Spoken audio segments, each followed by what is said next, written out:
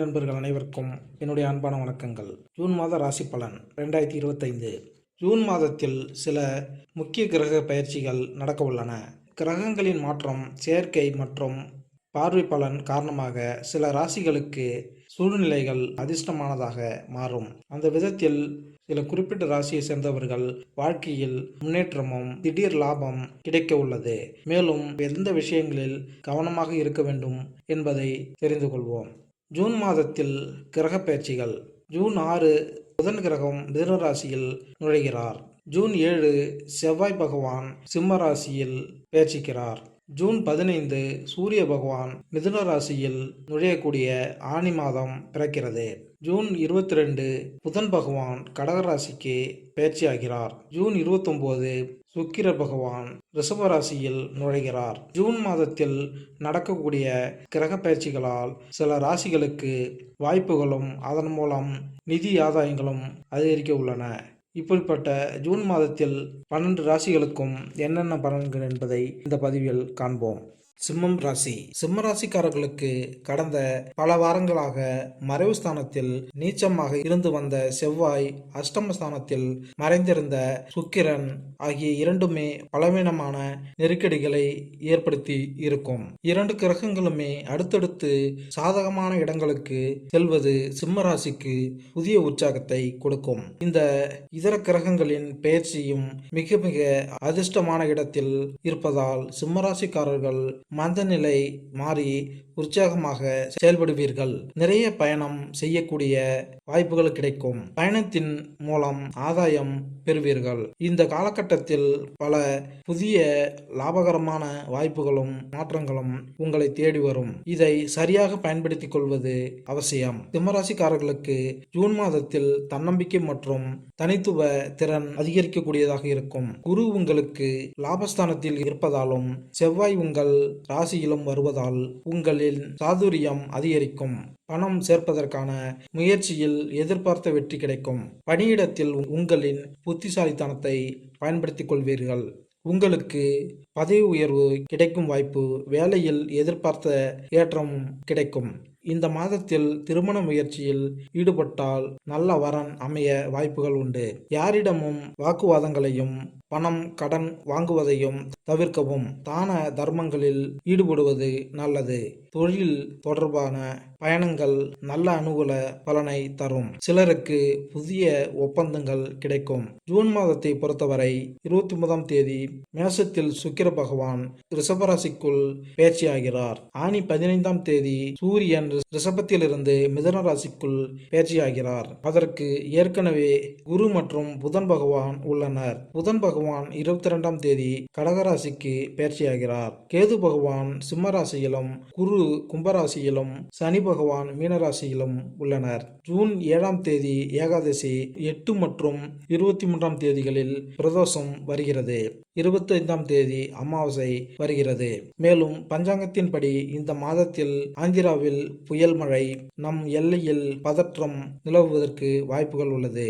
இந்த மாதம் சிம்மராசியினருக்கு எப்படி இருக்கும் என்பதை இந்த பதிவில் காணலாம். சிம்மராசிக்காரர்கள் மிகவும் பொறுப்பான மனிதர்களாக இருப்பார்கள். எப்போதுமே பரபரப்பாக இருக்கக்கூடியவர்களாகவும் வேலைகளை திட்டமிட்டு செயல்படக்கூடியவர்களாகவும் இருப்பார்கள். குடும்பத்தை நன்றாக நடத்தக்கூடியவர்களாக இருப்பார்கள். இருந்தாலும் குடும்பத்தில் உங்களை குறை சொல்லிக் கொண்டுதான் இருப்பார்கள். குடும்ப வாழ்க்கை. சிம்மராசிக்காரர்களுக்கு 2ஆம் இடத்தில் அதிபதி குரு பகவான் லாபத்தில் இருக்கிறார். நீண்ட நாட்களாக திருமணம் ஆகாதவர்களுக்கு திருமண யோகம் உண்டாகும். குடும்ப ஸ்தானாதிபதி புதன் பகவான் ராசியில் வருவதால் திருமணத்திற்கான வரன் அதிக அளவில் வரும். மனைவியின் மனதை புரிந்து நடந்து கொள்ள வேண்டும். 9ஆம் இடத்தில் சுக்கிர பகவான் இருக்கும்போது பண விஷயங்களில் சில தடுமாற்றங்கள் ஏற்படும். குடும்ப வாழ்க்கையை அனுசரித்து செல்வது நல்லது. சனி 8ஆம் இடத்தில் அமர்ந்திருப்பதால் வேலை பார்க்கும் இடத்தில் பதவி உயர்வு, சம்பள உயர்வு இல்லாமல் இருந்திருப்பீர்கள். குலதெய்வத்தை வழிபடுவதால் 8இல் இருக்கும் சனி பாதிப்புகளை தராது. வேலையில் முன்னேற்றத்தை கொடுக்கும். புதிய வேலை வாய்ப்புகள் கிடைக்கும். மாணவர்களை பொறுத்தவரை கல்வியில் சிறந்து விளங்க புதன் செவ்வாய் குரு கிரகங்களின் நிலை மிகவும் முக்கியமானது.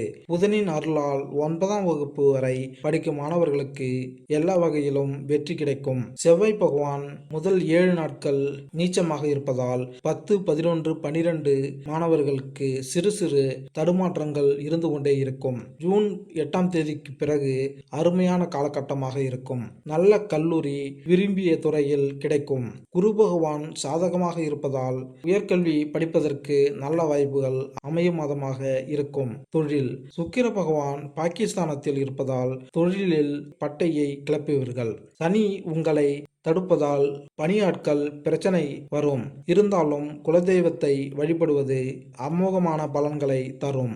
குறிப்பாக பெண் தொழில் முனைவோர்களுக்கு மிக சிறந்த வளர்ச்சி உண்டாகும் காலகட்டமாக இருக்கும். குழந்தை பாக்கியம் பிள்ளைகளுக்கு நிறைய செய்வீர்கள். ஆனால் அவர்களுடைய செயல்பாடு உங்களுக்கு திருப்தியாக இருக்காது. ஏதாவது ஒரு சிக்கல் இருந்து கொண்டே இருக்கும். தற்போது உங்களுக்கு செயற்கை முறையில் கருத்தரிப்பதற்கான வாய்ப்புகள் உள்ளது. பிள்ளைகள் வாழ்க்கையில் மிகப்பெரிய முன்னேற்றம் ஏற்படும் சூழல் உண்டாகும். ஆரோக்கியம் அஷ்டம சனி உங்களுக்கு இருப்பதால் இன்சூரன்ஸ் எடுத்து கொள்வது நல்லது. உடம்பில் சிறு தொந்தரவு வந்தாலும் மருத்துவரை அணுகி ஆலோசனை பெறுவது நல்லது.